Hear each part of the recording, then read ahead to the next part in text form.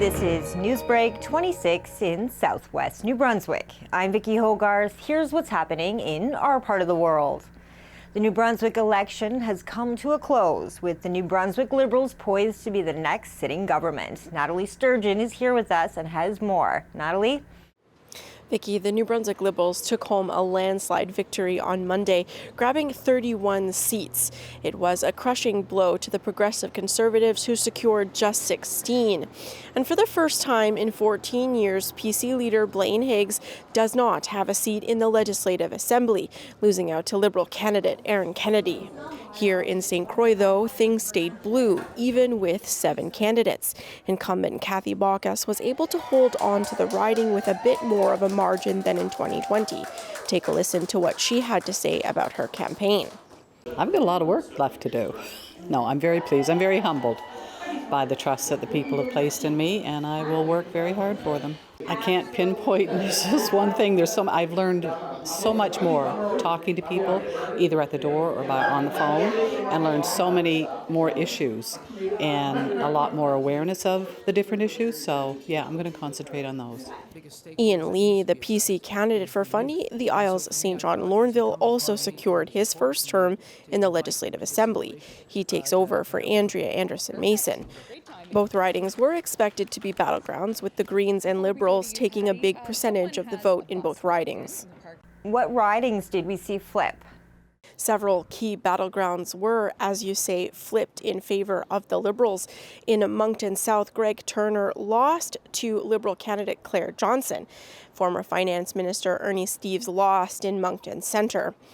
In Fredericton North, former Social Development Minister Jill Green also was defeated.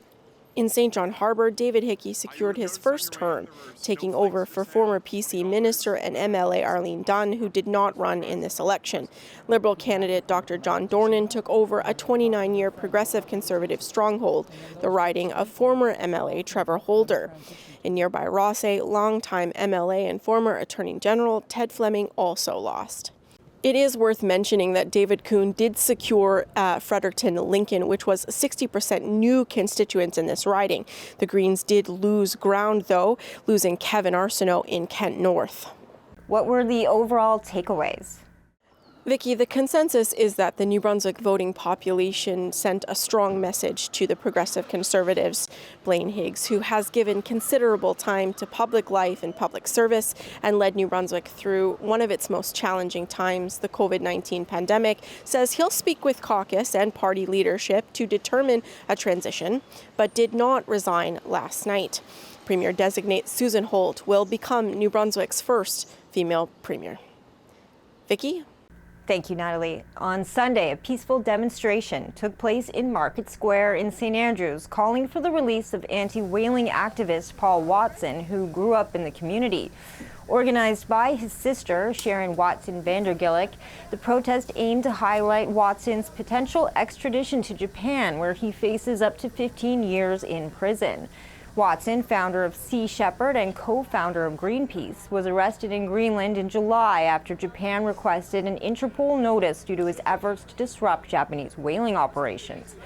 Watson's supporters say his arrest was politically motivated due to Japan's whaling practices, which are banned under international law but continue as part of Japan's cultural heritage. Today is mainly about reaching out to the Canadian government to ask them why they're not supporting my brother. He's been in prison in Greenland since July 21st. Other governments around the world are asking for his release, but the Canadian government hasn't stepped in to do anything to help him. Watson's hometown supporters gathered with #FreePaulWatson signs, hoping to rally public support before his court appearance on October 23rd in Greenland, where Watson is currently being held as Danish authorities decide whether to extradite him. High-profile supporters such as Dr. Jane Goodall have publicly called for Watson's release. Watson, who has lived in France with his family, recently requested political asylum from French President Emmanuel Macron. CHCO reached out to Prime Minister Justin Trudeau's office and Canada's Department of Foreign Affairs and Department of Justice, and are awaiting their response on whether Canada is considering granting Watson asylum in his home country. The St. Andrews rally marked a local effort to draw attention to Watson's plight with hopes to prevent his extradition. CHCO continues to follow this case. That's all the news I have for you. For more stories and online exclusives, follow me, Vicki Hogarth, on Facebook and visit CHCO-TV and The Courier online at chco.tv. A news and public affairs production of CHCO-TV, New Brunswick's only source for independent community television.